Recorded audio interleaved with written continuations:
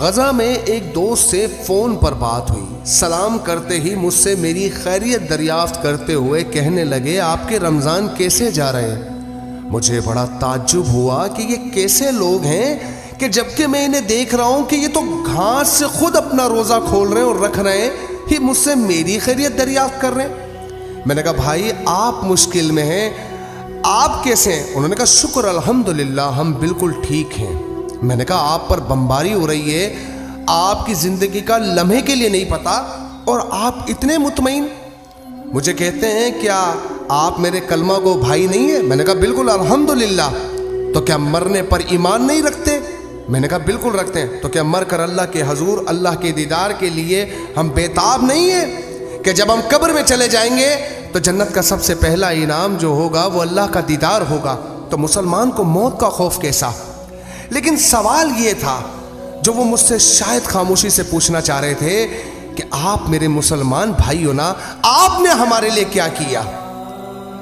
میں خاموش یہ سوچتا رہا یہ کیسے مسلمان ہیں، تکلیف میں ہوتے ہوئے بھی مجھ سے میری خیریت دریافت کر رہے ہیں اور میں یہاں پر بیٹھ کر پیسل انجوائے کر رہا ہوں، مجھے کوئی تکلیف نہیں۔ ہاں مجھے پرواہ ہے تو ان رمضانوں کی کہ میرے بچے دسترخوان پر کتنا وسیع کھانا میسر کر پاؤں گا ان کو کہ نہیں، کہ وہ کھا پائیں گے کہ نہیں۔ اگر مجھے فکر نہیں تو مجھے اپنے ان مسلمانوں کی فکر نہیں جو اس وقت پر دنیا کی سب سے بڑے ظلم کا سامنا کر رہے ہیں۔ ہم نے کئی فوٹیجز میں دیکھا کہ جب پی ایس ایل کے میچ میں فلسطین کے جھنڈے کو لہرانے کی کوشش کی گئی تو یہی ملک پاکستان کے اندر ان سے جھنڈے چھین لیے گئے، ان کے گریبان پکڑ لیے گئے۔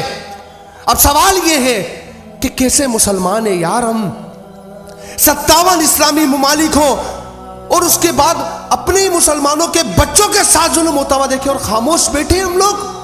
کسی میں کوئی غیرت ایمانی نہیں، کوئی چلانے کو تیار نہیں، کوئی کھڑا ہونے کو تیار نہیں۔ ایٹمی ملک ہونے کے باوجود ہم نے سجانے کے لیے رکھے وہ سب کچھ۔ ارے ہم لڑ نہیں سکتے تھے تو اتنا تو کہہ سکتے تھے نا کہ اس جنگ کو روکو فوری ورنہ ہم تمہیں ملیہ میٹ کر دیں گے۔ ہم سے تو وہ یمنی اچھے نکلے، کم سے کم رد تو کر رہے ہیں۔ نبی علیہ السلام سے پوچھا گیا کہ ہمیں بیت المقدس کے بارے میں بتائیے تو نبی علیہ السلام نے فرمایا کہ دنیا کے ہزاروں کونوں میں نماز پڑھنے سے بہتر ہے بیت المقدس میں سجدہ کرنا۔ اور سوال ہوا کہ اگر ہم نہ پہنچ پائیں تو کیا کریں؟ تو نبی علیہ السلام نے فرمایا کہ وہاں پر امداد بھیج دو، تیل بھیج دو کہ ان کی قندیلوں میں ڈالا جائے تو اس کے برابر ہوگا۔ لیکن آج میرے بچے، میرے بوڑھے، میری بچیاں وہاں کٹ رہی ہیں، ذبح ہو رہی ہیں، کبھی برما، کبھی شام، کبھی فلسطین، صرف میں ہی کٹنے پٹنے کے لیے بچوں اور یہ سارے ستو پی کر سو گئے۔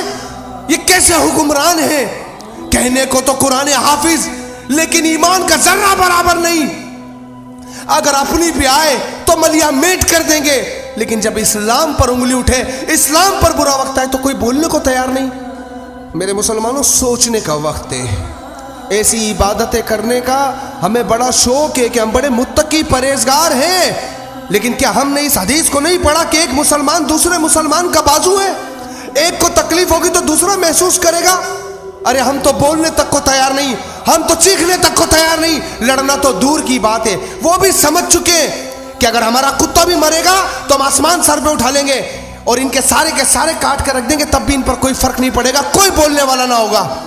اپنے ایمان کا احتساب کرتے ہوئے سوچیے گا ضرور۔ السلام علیکم ورحمۃ اللہ وبرکاتہ۔